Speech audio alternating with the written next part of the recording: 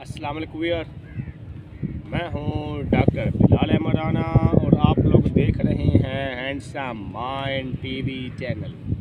मुझे उम्मीद है मेरे तमाम व्यूअर खैर वाफियत से होंगे और आज हम बात करेंगे कि हम अपनी नस्लों में आने वाले दौर में खुद एतमादी कैसे पैदा करें, या आप लोग किस तरह से अपनी औलाद में खुद एतमादी पैदा कर सकते हैं, या वह कौन से तरीके हैं कि जिस तरीके कार के मुताबिक आपका बच्चा सेल्फ़ कॉन्फिडेंस रखता है और ज़िंदगी का कोई भी फ़ैसला बआसानी ले सकता है, या वह कौन से तरीके हैं कि जिसके मुताबिक हम अपने माहौल में बआसानी पूरे के पूरे एतमाद के साथ अपने मामलात को भुगता सकते हैं और कर सकते हैं। तो हमेशा याद रखें कि ये जो इन्वायरमेंट का कंसेप्ट है, ये इन्वायरमेंट का कंसेप्ट मेरा नहीं है, बल्कि यूरोपियन आथर से लेकर मुस्लिम रेफरेंसेस तक तमाम लोगों ने इसके ऊपर काम किया है कि माहौल इंसान को बनाता है। इन्वायरमेंटल इफ़ेक्ट्स होते हैं, जो इंसान जैसे माहौल के अंदर रहता है वो वैसा ही बन जाता है। मेरे नबी की हदीस भी है कि सबसे अच्छी जगह मस्जिदें और सबसे अच्छी जगह मस्जिदें और सबसे गंदी जगह बाज़ार हैं। सबसे गंदी जगह बाज़ार क्योंकि वहाँ शैतानी डेरे होते हैं, तो वहाँ पे लोगों के माइंड भी ऐसे बन जाते हैं। और सबसे अच्छी जगह मस्जिदें क्योंकि वहाँ पे हर वक्त रहमानी ताकतें होती हैं, तो जो मस्जिदों में ज़्यादा टाइम लगाते हैं तो उनकी मैंटेलिटी भी ऐसी ही बन जाती है। फिर इसके साथ साथ यूरोपियन लोगों ने बहुत सारे इन्वायरमेंटल इफ़ेक्ट्स के ऊपर काम किया है, जिसके अंदर बिहेवियरल स्कूल ऑफ थॉट के जो फाउंडर जे.बी. वाटसन हैं, उन्होंने कहा है कि जी इन्वायरमेंटल एक ऐसी चीज़ है इन्वायरमेंटल इफ़ेक्ट कि हम किसी भी बच्चे को उस जैसा चाहे बना सकते हैं। उसकी थ्योरी ये थी कि उसने कहा कि मैं जिस बच्चे को जैसा चाहूँगा बना दूँगा, किसी को चोर, किसी को डाकू, किसी को इंजीनियर, किसी को बिजनेसमैन, किसी को वकील। और उसको साबित भी किया उसने एक एक्सपेरिमेंट करके कि जिसके अंदर उसने एक 3 साल का बच्चा और एक खरगोश लेके उस पहले बच्चे के अंदर उस खरगोश के खौफ को पैदा किया गया, और फिर उसके बाद माहौली असर कोई बता के उसने बताया कि अब इस माहौल की वजह से इसमें खरगोश पैदा हो गया, इसके अंदर खौफ पैदा हो गया। उसके बाद आहिस्ता आहिस्ता उस खौफ को निकाला गया। तो जब उसने खौफ को आहिस्ता आहिस्ता निकाला तो बच्चे का 3 साल के बच्चे का हाथ खरगोश की तरफ ले जाया गया, तो बच्चे चीखा चिल्लाए, लेकिन आहिस्ता आहिस्ता वादी हो गया और फिर वो उसके साथ खेलना भी शुरू हो गया। अब यहाँ से उसने ये थ्योरी निकाली कि इन्वायरमेंटल इफ़ेक्ट इतना मेजर इफ़ेक्ट है कि हर बंदे को जिस तरह का माहौल देते हैं वो उस तरह का बन जाता है। अच्छा माहौल देते हैं अच्छा बन जाता है, बुरा माहौल देते हैं बुरा बन जाता है। बात हमारी चल रही थी सेल्फ़ कॉन्फिडेंस के हवाले से कि लोगों के अंदर जो खुद एतमादी आती है वो माहौल लेके आता है। और माहौल कौन सा होता है, वो प्री नेटल इन्वायरमेंट और पोस्ट नेटल इन्वायरमेंट दोनों तरह का माहौल होता है। प्री नेटल इन्वायरमेंट से मुराद ये है कि माँ के पेट के अंदर का माहौल बच्चे को सही मिलना लाजमी है। अगर माँ के अंदर, याद रखें, अगर एक माँ हामला है और अगर उसके अंदर डर, खौफ, परेशानी, खुद एतमादी की कमी, एहसास कमतरी और ये चीज़ें अगर एक माँ के अंदर पाई जाती हैं तो फिर बच्चे के अंदर भी करैक्टरिस्टिक्स वो बायोजेनेटिकली ट्रांसमिट होती हैं, और इसके साथ साथ बच्चे के अंदर बहुत सारे ऐसे हार्मोनल फंक्शनिंग होती है, चेंजिंग होती है कि ये क्वालिटीज़, ये ख़ासियतें बच्चे के अंदर मुंतकिल होती है कि अगर एक माँ हमल के दौरान जिन ख़ासियतों के अंदर शिकार रहती है तो वही ख़ासियतें बच्चे की भी बनती हैं। अगर माँ खुशहाल है अमल के दौरान तो बच्चा भी उसी तरीके से बनता है, और अगर माँ नफसियाती मरीज़ है तो फिर बच्चे को वो नफसियाती मरीज़ ही बनाती है। इसीलिए जो सबसे पहली चीज़ है वो माँ का खुद एतमाद होना लाजमी है, और माँ का खुद एतमाद होने के लिए ये टोटल डिपेंड करता है उसके खामिद पे, उसके माहौल पे डिपेंड से ज़्यादा उसके खामिद पे, क्योंकि उसके खामिद उसके माहौल का हिस्सा है और उसके खामिद पे डिपेंड करता है।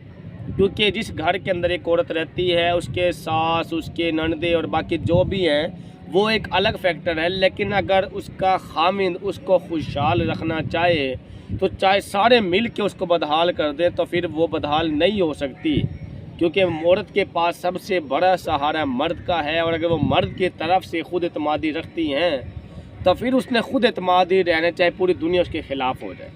और अगर एक औरत खुद एतमादी रखती है तो इसका मतलब ये है कि फिर बच्चे के अंदर भी खुद एतमादी मुंतकिल होती है।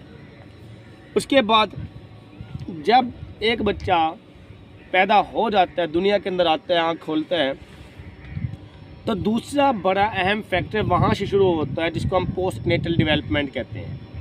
अब पोस्ट नेटल डेवलपमेंट या दूसरे बड़े अहम फैक्टर से मुराद क्या है? उससे मुराद ये है कि जिस माहौल के उसने आँख खोली है उस माहौल के अंदर उसको कैसे ट्रेन किया गया है। अगर बात बात पे डांटा जाएगा, बात बात पे उसको दबाया जाएगा, बात बात पे उसको जो है ना गले को दबाया जाएगा और बात बात पे उसको तंग किया जाएगा तो फिर बच्चे के अंदर खुद एतमादी की फ़िज़ा कायम नहीं होती, उसकी क्रिएटिव थिंकिंग मारी जाती है। और इस सब को इम्प्रूव करने के लिए लाजमी है कि बच्चा जिस माहौल के अंदर आँख खोलता है तो उस माहौल के अंदर ही उसको दबाने वाले कम हों और आगे लेके चलने वाले ज़्यादा हों। यानी अगर हर बात के ऊपर भी बच्चे को दबाया जाए तब भी बच्चा मुख्तलिफ़ तरह की सप्रेशन कंडीशनों का शिकार होता है, उसकी काबिलियतें दबती हैं, उसका कॉन्फिडेंस मारा जाता है। और इसके साथ साथ अगर बच्चे को पुश किया जाए तो फिर बच्चा क्रिएटिव थिंकर बनता है। यहाँ से मैं आपको छोटी सी एक मिसाल ये पेश कर दूँ कि मैं यहाँ तक ख्वाहिशमंद हूँ कि आप अपने बच्चे के दरमियान में कोई काम करते हुए रुकावट भी नहीं बन सकते। मतलब ये कि आपका बच्चा जो करता है उसको करने दें, बात बात पे उसको ना रोके, ना उसको दबाएं, उससे उसकी तख्लीकी सलाहियतें मारी जाती हैं। और आप अपने बच्चे को ईजी हो कि सारा का सारा काम खुद करने दें, ताकि जब जो वो सारा का सारा काम खुद करना सीखेगा, पूरी ज़िंदगी ही चलती ऐसे है कि अगर एक बंदे को अगर सारा काम खुद करना पड़ता है तो उसकी तरबियत कुछ और होती है, और अगर एक बंदे को दबा दिया जाता है और कुछ भी करने नहीं दिया जाता, उसके फ़ैसले को दूसरा करता है तो उसकी खुद एतमादी मारी जाती है। वो कभी डिसीजन मेकर बन ही नहीं सकता, उसके अंदर कभी सेल्फ़ कॉन्फिडेंस आ ही नहीं सकता। यानी बात करने का मकसद ये है कि एक बच्चा जिस माहौल के अंदर है उसको बस ईजी हो के जाने दे, करने दें, वो जो कुछ करना चाह रहा है उसको करने दें, इजी रहें, उसको रिलैक्स रखें, ज़्यादा स्ट्रेस ना लें उसको। वो जिस तरीके से जिस काम के अंदर पंगा लेता है उसको लेने दें, बस सिर्फ उसका ख्याल रखना है। उसका ख्याल रखने से क्या मुराद है कि उसके बैक पे आपकी निगाह होनी चाहिए कि कोई ऐसा काम ना कर दे जो कि बड़े नुकसान वाला हो, उसके ऊपर सिर्फ निगाह रखनी है, उसको रोकना नहीं है। एक छोटी मिसाल दूंगा और मुझे उम्मीद है वो बड़ी बात बन के साबित हो जाएगी। और वो ये है कि अगर आप लोगों के घरों में अगर आपके बच्चे के सामने कोई ख़तरनाक चीज़ जैसे छुरी, चाकू, आग, लकड़ी, ऐसी कोई चीज़ पड़ी हो और आपका बच्चा 3-4 साल का करीब हो, तो आप किसको उठाएंगे वहाँ से? साथ बच्चा भी है, साथ उसके वो कोई ख़तरनाक चीज़ भी है, तो किसको उठाएंगे वहाँ से? 95% लोगों का जवाब ये होगा कि जी बच्चे को उठाएंगे, कोई नुकसान ना हो जाए। जबकि साइकोलॉजिकल इम्पैक्ट ये है कि आप बच्चे को नहीं उठा सकते, क्योंकि अगर आप बच्चे को वहाँ से उठाएंगे तो फिर बच्चे की खुद एतमादी मारी जाएगी, और अगर बच्चे की खुद एतमादी मारी जाएगी तो फिर बात ही सारी की सारी ख़त्म हो गई। अगर आपने बच्चे को वहाँ से उठाया तो फिर फ़ौरन से बच्चे के दिमाग के अंदर ये ख्याल पैदा होगा कि मेरा कसूर क्या है, मुझे हाथ क्यों लगाया गया है, मुझे तंग क्यों किया गया है, मैं यहाँ सुकून से बैठा था। जब ये इस तरह की कॉम्प्लिकेशन किसी भी माइंड में डेवलप होती हैं तो फिर ऑटोमेटिकली उसके सेल्फ़ कॉन्फिडेंस को मार देती है। ऐसी सूरत हाल के अंदर हमने अगर कोई ख़तरनाक चीज़ उस बच्चे के पास मौजूद है तो हमने उस ख़तरनाक चीज़ का, वो छुरी, चाकू या कुछ भी, आग, लकड़ी, कुछ भी ऐसी चीज़ है, तो हमने उस चीज़ को उठाना होता है। हमने उस बच्चे को हाथ नहीं लगाना, और अगर हमने ऐसा किया तो फिर उस ऐसी सूरत हाल में ये ख्याल पैदा होगा कि जी बच्चे के अंदर कि मेरा कसूर क्या है। उससे उसकी काबिलियतें मरती हैं, और उससे उसकी काबिलियतें मरने की वजह से उसका कॉन्फिडेंस लूज़ होती है, उसका जो सेल्फ़ कॉन्फिडेंस है वो लेवल उसका ख़त्म होता है, जिसकी वजह से वो बच्चा सारी ज़िंदगी के लिए दूसरों के सहारे पड़ ही रहता है। इसीलिए खुदारा बच्चों को खुद से काम करने दिया जाए कि ताकि वो जब खुद किसी काम को सुलझाने की कोशिश करेंगे तो फिर वो क्रिएटिव थिंकर बनेंगे, फिर वो उस बात को हल कर सकते हैं, उस मसले को हल कर सकते हैं जब उसको करना पड़ेगा। एक बच्चे को कोई काम करने दिया ही नहीं जाता, जब एक बच्चे को कोई काम करने दिया ही नहीं जाता तो फिर ऐसी सूरत हाल में होगा क्या? ऐसी सूरत हाल के अंदर होगा ये कि वो कभी भी नहीं सीख सकेगा कि मैंने फ़ैसले कैसे लेने हैं। हमेशा फ़ैसले लेने के मौके देते हैं दूसरे बच्चों को, हमेशा पीछे रहते हैं, उनको काम करने दिया करते हैं। हम बच्चे को बार बार दबाते हैं, कोई नुकसान ना कर ले, नुकसान ना कर ले, नुकसान ना कर ले, तो कुछ नहीं होता। कोई नुकसान ना कर ले, नुकसान कब तक करेगा? एक हद तक करेगा, उसके बाद वो ख़त्म हो जाएगा।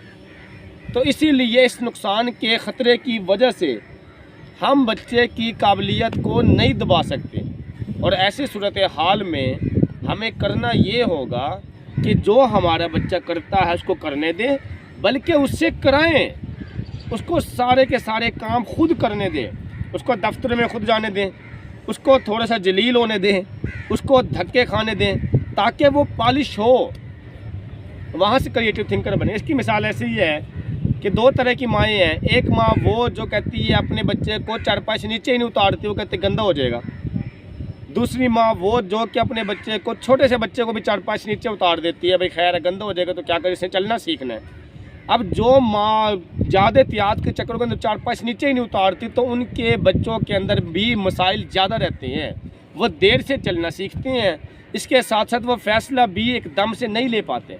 जो बच्चे नीचे ज़मीन पे मिट्टी के अंदर रह के सीखते हैं तो वो बच्चे जल्दी चलना भी सीखते हैं, उनके अंदर खुद एतमादी की फ़िज़ा भी ज़्यादा कायम होती है, क्योंकि उसको वो काम करना पड़ता है। दुनिया के अंदर सारे के सारे काम आसान होते हैं और हमें मुश्किल लगते हैं क्योंकि हमने वो किए नहीं होते, और जब हम उस काम को कर लेते हैं तो फिर हम मुस्कुराते हैं कि यार ये तो काम कितना आसान काम था और हमें नहीं आ रहा था।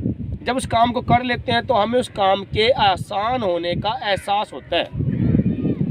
इसीलिए अगर आप चाहते हैं कि आपके बच्चों का कॉन्फिडेंस लेवल अच्छा बने, आपके बच्चे खुद एतमाद बने, तो इसका तरीक़ाकार ये है कि आप अपने बच्चों के दरमियान में रुकावट बनने के बजाय वो जो काम करना चाहते हैं उसको करने दें, और सिर्फ बैकअप पीछे रह के उसके ऊपर निगाह रखें। अगर कोई बहुत बड़े लेवल गलत काम होने लगे तो रोक लें, नहीं तो जो कुछ वो करना चाह रहे हैं उसको करने का मौका दें। जितना ज़्यादा वो बच्चे पॉलिश होंगे, निखरेंगे, धक्के खाएंगे, जलील होंगे, माहौल को देखेंगे, लोगों में बैठेंगे, उठेंगे, समझेंगे, इन्वायरमेंटल इफ़ेक्ट्स पड़ेगा। वो इन्वायरमेंटल इफ़ेक्ट्स ही तो उसके अंदर खुद एतमादी पैदा करता है। ये तो था पोस्ट नेटल के इब्तदाई टाइम के अंदर कि अगर हमने एक बच्चे के अंदर खुद एतमादी पैदा करनी है। उसके बाद अब अगर हम चाहते हैं जी कि मेरी एज हो गई है यंगस्टर और मैं अब टीन एज से आगे की तरफ जाने लगा हूँ, एक मिसाल है, ठीक हो गया, और अब मैं खुद एतमादी अपने अंदर पैदा करना चाहता हूँ, फिर कैसे हो सकती है? फिर उसका तरीक़ाकार ये है कि पब्लिक डीलिंग के प्लेटफार्म दें अपने आप को।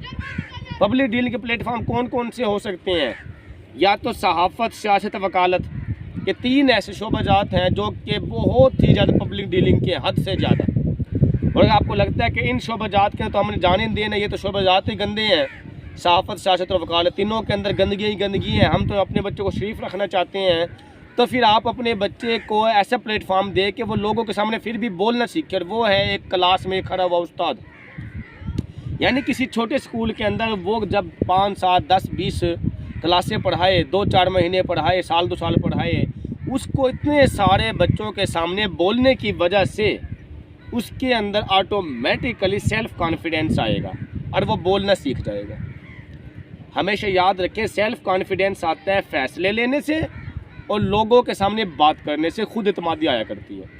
अब जो लोग दूसरों के सामने बोलने के प्लेटफार्म जिसको नहीं मिले होते, वो सारी ज़िंदगी के लिए शर्मीले रहते हैं, दूसरों के सामने बात करने से भी हिचकिचाते हैं, और एंड पे नतीजा क्या निकलता है? एंड पे इसके अलावा हल ही नहीं बचता कि उसे फिर भी पब्लिक डीलिंग करनी ही करनी पड़ती है, इसके अलावा हल ही नहीं होता। चाहे तो 10 साल में कर लें, चाहे 20 साल में, चाहे 30 साल में, लेकिन उसको लोगों के सामने एक न दिन आना पड़ता है। अब अगर कुछ ट्रेन होकर आया होगा तो उसमें इत्मीनान ज़्यादा होगा और ज़्यादा अच्छे तरीके से ग्रूमिंग करेगा। और इसके बरक्स अगर हमने उसको दबाया हुआ पब्लिक डीलिंग से और घर के अंदर बैठाया हुआ उसकी अच्छी तरबियत और मॉरल्स की वजह से, उसके अखलाकियात की वजह से, तो ऐसी सूरत हाल के अंदर बच्चे के अंदर शर्मीलापन ज़्यादा होता है। लेकिन बच्चे के अंदर वक्त के साथ साथ सारी तब्दीलियाँ निकल आती हैं अगर उसको किसी पब्लिक कॉर्नर पे बोलने के लिए समझाया जाए। और सबसे अच्छा प्लेटफॉर्म क्या है, अगर आप लोग चाहते हैं कि आपके बच्चे के अंदर खुद इत्मीनान पैदा हो, और अगर आप चाहते हैं कि एक परफेक्शन वाली खुद इत्मीनान पैदा हो, और अगर आप चाहते हैं कि ऐसी खुद इत्मीनान पैदा हो कि मेरा बच्चा सिर्फ अच्छा ही काम कर सके, बुरा तो कर ही ना सके, ऐसी खुद इत्मीनान पैदा, तो उसका एक ही तरीका है। और वो तरीक़ाकार ये है कि मस्जिद में जो बयान होते हैं तो उस जगह पर अपने बच्चे को खड़ा करें। मस्जिद वाले 4 नमाजी साथियों को कहें कि जिस बच्चे को आपने बयान देना है, बयान रखवाना है, इस बच्चे का गलत हो सही हो इसको सिखाना है, समझाना है। वो बड़े प्यार से मोहब्बत से उसको सिखाते हो, समझाते हैं, क्योंकि दीन में सिर्फ अच्छाई है, ठीक है, और दुनिया में बुराई है हमेशा। इसलिए जब वहाँ से बच्चा मस्जिद के बयान करना सीख जाएगा, जब 10 लोगों के सामने, नमाजी के सामने बात करना सीख जाएगा, तो ऑटोमेटिकली उसके अंदर एक ऐसी खुद इत्मीनान पैदा होगी कि वो वहाँ पर रह कर एक तो वो नेक बनेगा, दूसरा वो खुद इत्मीनान वाला बनेगा, तीसरा वो ऐसा पुख्ता बनेगा कि वो गलत कामों से भी परहेज करेगा और सिर्फ अच्छाई के रास्ते पे चलेगा। मुझे उम्मीद है कि सारी बातें देखने और सुनने के बाद आपको समझ आ गई होगी कि हम अपने बच्चों के अंदर खुद इत्मीनान कैसे पैदा कर सकते हैं। मैंने इससे बड़ी एज की बात इसलिए नहीं की क्योंकि खुद इत्मीनान की सही एज यहीं तक होती है। फिर जब बड़े होते हैं तो हर किसी को कमाना पड़ता है, फिर तो सारे सीख जाते हैं, ठीक है। इसलिए मैंने वो बात ही नहीं की क्योंकि फिर तो सब कोई वास्ता पड़ता है पब्लिक डीलिंग से, लोगों के सामने आने से। इसीलिए असल जो सेल्फ़ कॉन्फिडेंस की बात होती है तो वो इसी लेवल पे हुआ करती है। मुझे उम्मीद है कि ये वीडियो देखने के बाद आप लोग अपने बच्चों को खुद इत्मीनान बना सकेंगे और आप लोग दूसरों की भी रहनुमाई कर सकेंगे कि अगर हमने दूसरे बच्चों को खुद इत्मीनान वाला बनाना हो तो फिर हम कैसे बना सकते हैं। मुझे उम्मीद है कि ये वीडियो आपको अच्छी लगी होगी। अगर आपको ये वीडियो अच्छी लगी हो तो आप लोग अपने दोस्तों के साथ हमारे वीडियो को शेयर करें, हमारे चैनल को लाइक करें, सब्सक्राइब करें, बेल आइकन को दबाएं ताकि बर वक्त आप लोगों तक हमारी तमाम वीडियो मौसूल हो। इसके साथ अपना ख्याल रखिएगा, इजाज़त दीजिएगा, अल्लाह हाफ़िज़।